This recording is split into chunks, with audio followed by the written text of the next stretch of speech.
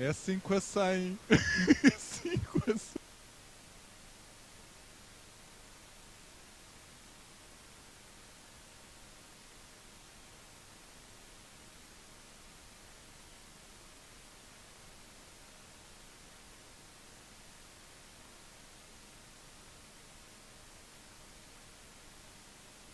Sim?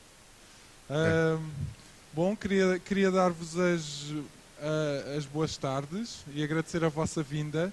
Ahm, o meu nome é João Ribeireto, eu sou o representante do Instituto Camões aqui na Galiza e, e, e o Instituto Camões, em colaboração com a 10ª Mostra Portuguesa em Espanha, decidiu este ano convidar o escritor João Tordo para um périplo na Galiza. Um périplo que por estes dias teria de passar pela Culturgal, não é? E, e então eu começaria por agradecer à Culturgal ter aceito a nossa proposta de passagem por aqui, por Pontevedra. Ahm, eu começaria talvez por fazer uma pequenina apresentação do João Tordo, e depois partiríamos para uma conversa curta e informal, não é? O João Tordo pertence a uma nova geração de escritores e de romancistas portugueses. Ele nasceu em 75 em Lisboa. Nasceu em 75 em Lisboa. Ele é filho de uma figura pública e de um nome grande da música portuguesa, que é o Fernando Tordo. E ele formou-se em filosofia, também estudou jornalismo e escrita criativa em Londres e em Nova Iorque. E terá sido na sequência de um desses cursos de escrita criativa em Londres que ele iniciou a sua aventura literária, não é? A sua escrita. Para além de romancista, ele também tem alguns pequenos trabalhos como guionista, se bem que ele prefere não falar disso. Hoje, o João Tordo tem 5 livros publicados. Tem 5 livros publicados. O livro dos Homens Sem Luzes foi o primeiro. Depois o Hotel Memória, As Três Vidas, o terceiro. E com As Três Vidas, o João Tordo recebeu o prémio José Saramago, e com isso a sua carreira literária necessariamente mudou, não é? Depois das Três Vidas escreveu O Bom Inverno e por fim a Anatomia dos Mártires. Nós sabemos que está para sair ainda um outro romance que se chamará O Ano Sabático.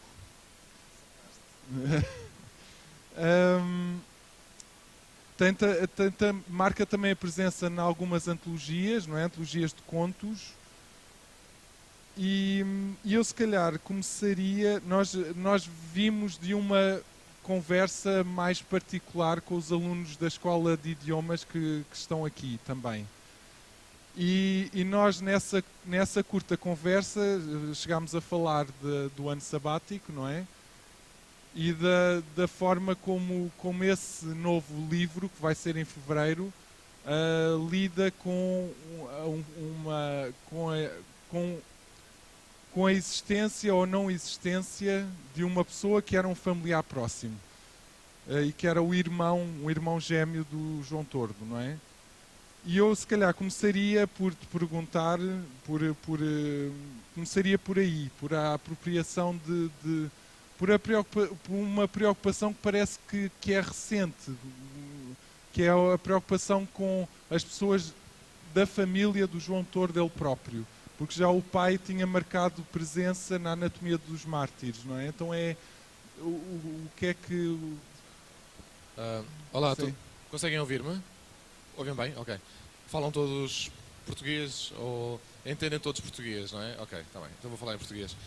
Eu peço desculpa às pessoas que estão aqui à frente e com as quais eu falei agora, E portanto vou repetir algumas coisas que já disse na nossa conversa privada com os alunos de português, portanto peço-vos desculpa por estarem a levar com a segunda dose, não é?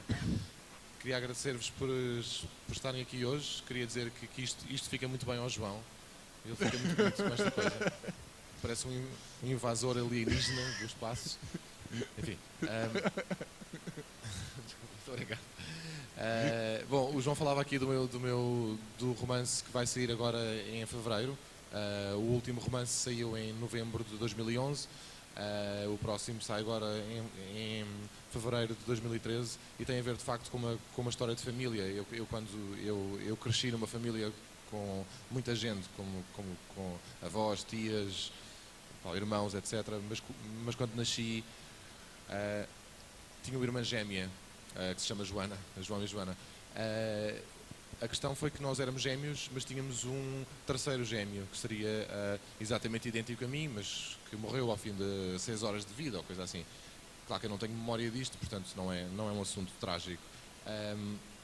Mas recentemente, como tenho vindo a usar algumas histórias de família, que algumas são bastante caricatas, algumas são bastante caricatas e originais, pensei que poderia usar essa história para o meu novo romance, o Ano Sabático, e o romance trata da história de um homem, de um músico, um músico que regressa a Lisboa depois de muitos anos fora do país. E quando regressa a Lisboa procura esse tal ano sabático, esse ano de paz, esse ano longe do tumulto que vinha sendo a sua vida fora de Portugal. E quando regressa, desafortunadamente, como sempre sucede nos romances, acontece sempre alguma coisa desafortunada, encontra-se com um homem que é exatamente igual a ele. O que poderia ser só mais um romance sobre o famoso tema dos duplos, não é? que já foi escrito por muitos escritores, até o José Saramago tem um romance sobre o duplo que se chama O Homem Duplicado, mas neste caso trata-se do tema dos gêmeos. Ele descobre que esse homem é o seu gêmeo que ele julgava morto. Bom, enfim, para não estar a contar a história do livro, que seria aborrecidíssimo, vou ficar por aí. Mas esse é o romance que eu tenho, que eu vou publicar agora. Há um outro romance que eu vou começar a escrever agora quando voltar para Portugal, que tem a ver com outra história de família, bom, que é um pouco mais caricata ainda. O meu tio, que é irmão do meu pai, foi contrabandista de aparelhos de vídeo durante os anos 80 e então andava entre Portugal e a Galiza numa caminhonete enorme com muitos aparelhos de vídeo que ele roubava e vendia. Quer dizer, não sei exatamente como seria o procedimento, porque nunca falei com ele, mas portanto a Galiza fará parte integrante do meu próximo livro, e daí este périplo que nós fizemos nestes últimos dias, que servem também para eu reencontrar certos lugares que não via há muitos anos. Havia muitos anos que não ia a Santiago de Compostela, havia muitos anos que não ia a Vigo, aqui a Pontevedra é a primeira vez. Palmas.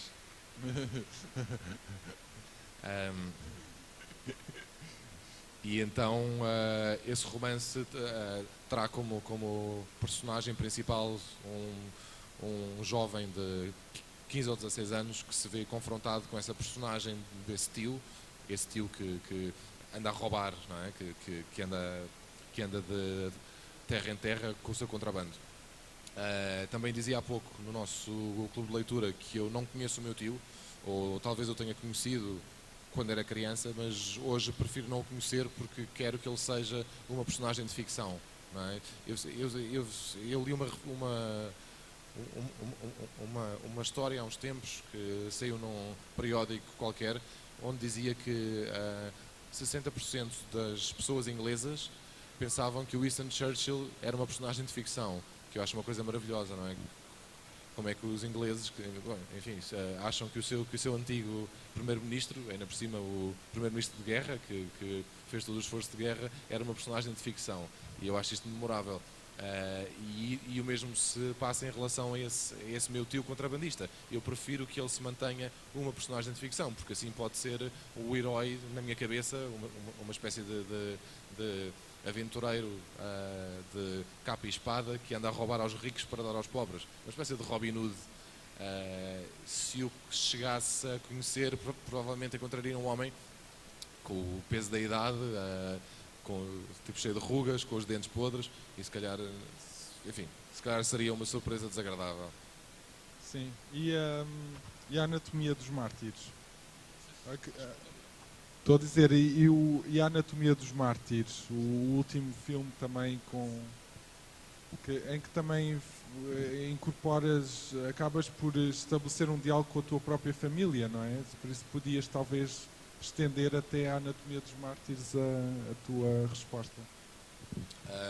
Esse romance, A Anatomia dos Mártires, que foi publicado em novembro de 2011, é um romance que nasceu de uma pergunta também. Eu lembro-me de ter várias conversas com o meu pai sobre assuntos dos quais eu pouco sabia, mas como, bom, enfim, achava que sabia, mas no fundo não sabia nada. Falávamos muito dos tempos pré-revolução, falávamos da PI, do Salazar, falávamos do maio de 68, e muitas vezes me zanguei com o meu pai. Chegámos a ter discussões bastante acesas, com gritos e berros e impropérios, porque o meu pai estava convencido que eu era um ignorante. E está convencido ainda que eu sou um ignorante. E eu tentava, à viva força, provar-lhe que não era um ignorante. E depois, de facto, eu sou um ignorante. Não é? Quer dizer, eu não percebia nada daquilo que ele me estava a falar, porque ele viveu tempos que eu não vivi e porque passou por situações pelas quais eu não passei. E foi um pouco nessa ebulição, nessas conversas tão arraigadas e tão furiosas com o meu pai, que uma vez falámos de uma mulher que se chama Catarina Eufémia. Mais uma vez, peço desculpa os que já ouviram esta história, mas eu vou ter que a repetir, porque senão não consigo explicar o livro. Bom, e a Catarina Eufémia foi uma mulher que viveu em Portugal entre 1926 e 1954 e que foi assassinada barbaramente por um guarda civil da PIDE. A PIDE era a Polícia de Intervenção e Defesa do Estado, que em Espanha teria o seu correspondente franquista, não sei o nome, mas enfim, teria o seu correspondente certamente. E ela foi assassinada durante uma greve de trabalhadores rurais por melhores salários. Resta dizer que a Catarina era uma mulher que não tinha educação, que nunca tinha ido à escola, que não sabia ler, que estava longe de qualquer suspeita de poder pertencer a um partido político. Não era uma mulher politizada de todo. Era uma mulher que tinha 3 filhos, que era casada e que lutava sobretudo pela sobrevivência dos seus filhos. E é assassinada durante essa greve por um tenente da Guarda Civil, que era um tipo particularmente sádico. A questão foi que, logo após a sua morte, ela transformou-se numa espécie de mártir para o Partido Comunista. O Partido Comunista Português começou por ter a sua implantação na parte sul do país, que se chama Alentejo. O Alentejo é a parte sul de Portugal, que hoje está desertificado quase, porque enfim, a senhora Merkel e os seus companheiros europeus decidiram que Portugal não produz nada. O que eu acho uma coisa brilhante, porque é um país quer dizer, sempre fomos um país de pescas e agricultura, e nos anos 80 decidimos que afinal não valia a pena. E agora viu-se o resultado que deu, não é? Claro. Enfim. Eu sempre digo Merkel perco-me. Estavas a falar da Catarina Eufémia. Pois.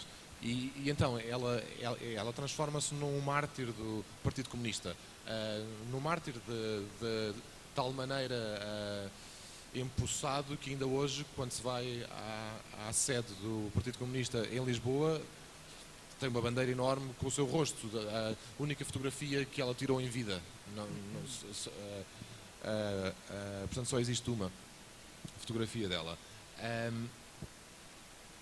E eu achei aquela história curiosa, achei curiosa porque achei que estava mal contada, achei que havia ali uma pessoa qualquer por trás daquela figura de mártir a quem não tinha sido feita justiça.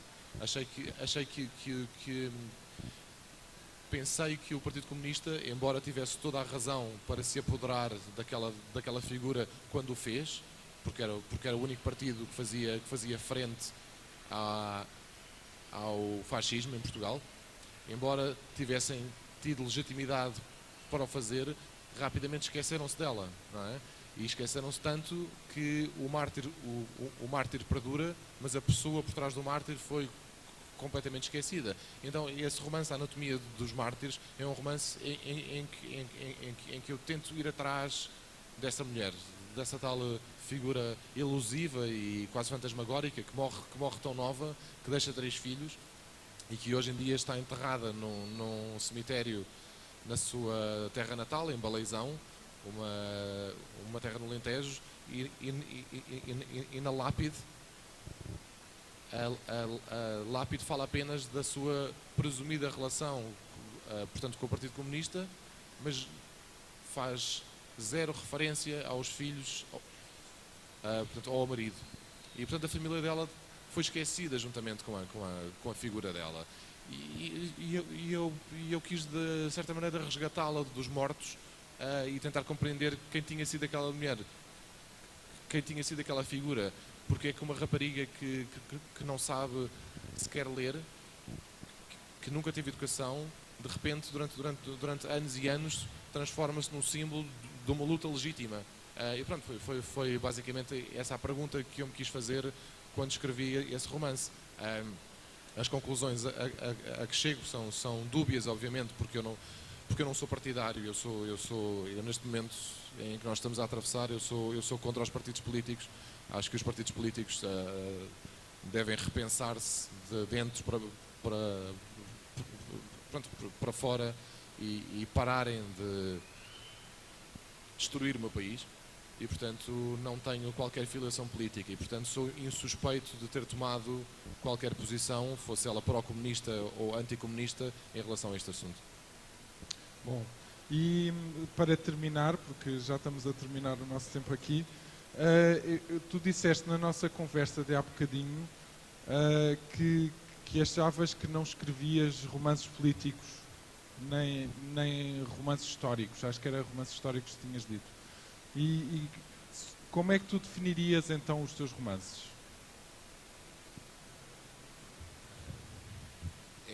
Enfim, essa é uma pergunta difícil.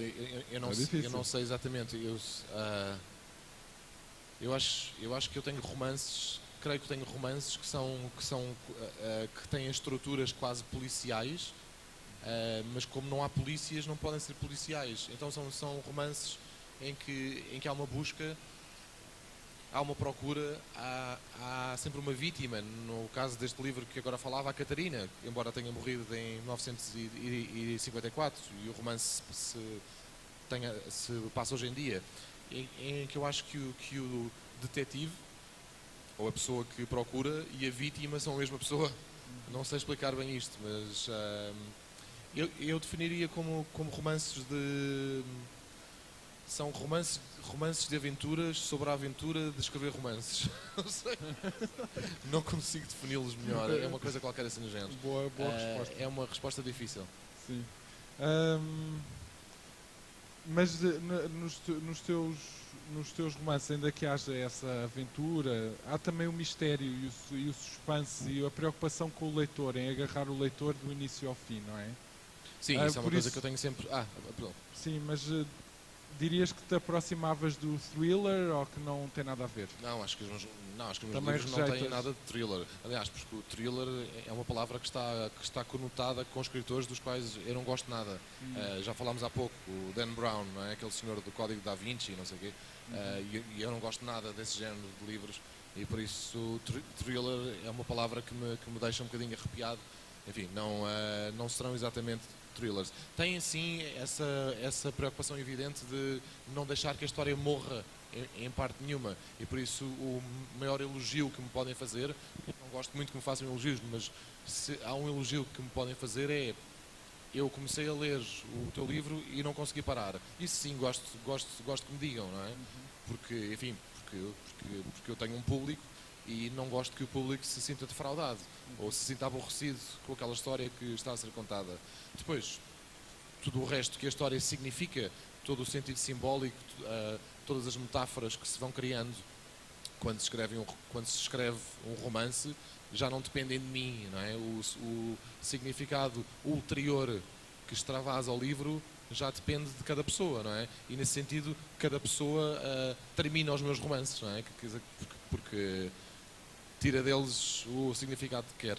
E eu presumo, como não acho que seja um escritor excepcional, mas também não acho que seja um mau escritor, que os meus romances tenham algum significado, não é? Bom, se calhar vamos ficar por aqui, porque já não temos mesmo mais tempo para nada.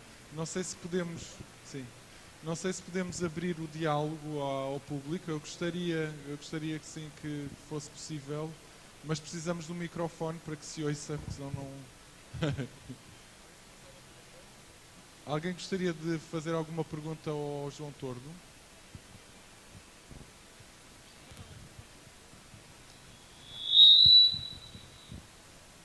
Bom, eu, ao João Tordo, sou português. Sou português.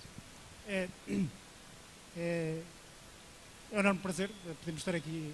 Nós vivemos aqui na Galiza, portanto é um prazer termos cá um português.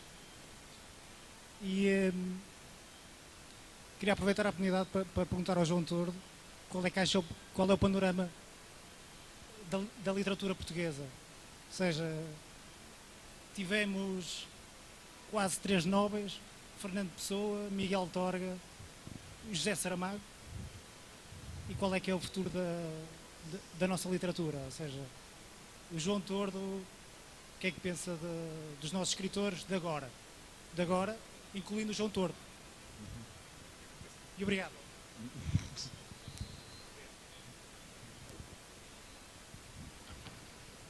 Olha,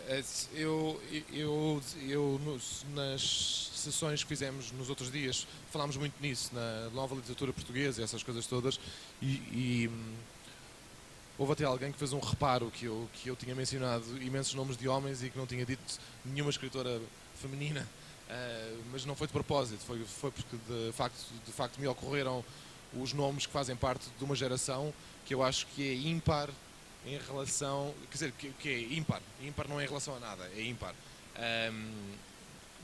Não me, ao contrário do estado em que está o nosso país, quer dizer, portanto é miserável, não é? A nossa literatura está em muito boas mãos. Há uma geração que começou talvez em meados dos anos 90 e que se prolonga até agora. São escritores que terão entre 35 e 45 anos, que eu acho que dão grandes perspectivas de futuro, okay? E de segurança mesmo à literatura portuguesa. Posso dizer vários casos: o Walter Ugumem, o João Luís Peixoto, o Paulo Gonçalo M. Tavares, João, ajuda-me. O Gonçalo Tavares, o Walter Ugumem, eu já disse. Enfim, são vários nomes, ok? São talvez 8 ou 9 escritores que são. Desculpa, Davi Machado, Patrícia Reis, a Raquel Ochoa, ok? Aqui estão nomes de mulheres no meio. E são todos escritores que começaram a sua obra no virar deste século e que vão ser escritores de uma grande importância no futuro. E, portanto, eu acho que a nossa literatura, ao contrário do nosso país, está muito bem entregue. O Afonso Cruz, por exemplo, outro que eu acho que é genial e que terá um grande futuro. Entre estes escritores todos, eu penso que a literatura neste momento é o bem que nós mais exportamos ou para mais países. Se tu juntares os países todos nos quais os livros destes nomes que eu acabei de referir são publicados, eu julgo que chegarás aos 70 países, facilmente. Conheces alguma exportação portuguesa para além da rolha que chega a tanto lado? não é? Quer dizer, e portanto acho que temos motivo de orgulho daquilo que fazemos pá, pá, em termos literários. A música também. Ok, a música portuguesa, sobretudo com estes novos nomes, com estes nomes ligados ao fado, também consegue chegar muito longe e, pronto, enfim, e do modo mais popular, evidentemente. Portanto, quer dizer, eu acho que a nossa literatura está de muito boa saúde, o que é extraordinário quando pensamos que o nosso país está completamente enfermo, não é? Portanto, quer dizer, estamos de certo modo contra a corrente. Bom, enfim, mas talvez estes períodos de grandes crises também suscitem estas coisas, não é? Este interesse pela cultura que as pessoas às vezes ignoram quando acham que tudo está bem, não é? Quer dizer, com certeza que tu te lembras como foram os anos 80 e pá, os anos 90 em Portugal, sobre o mando do Sr. Cavaco Silva. De repente estava tudo ótimo, pá, não havia problema nenhum, havia dinheiro da Europa, bora construir estradas, pontes e outras coisas que não servem para nada, e agora caímos nesta depressão e tomamos consciência de que a única coisa que se salvaguarda no meio destes dislates e disparates todos que foram feitos é a nossa cultura.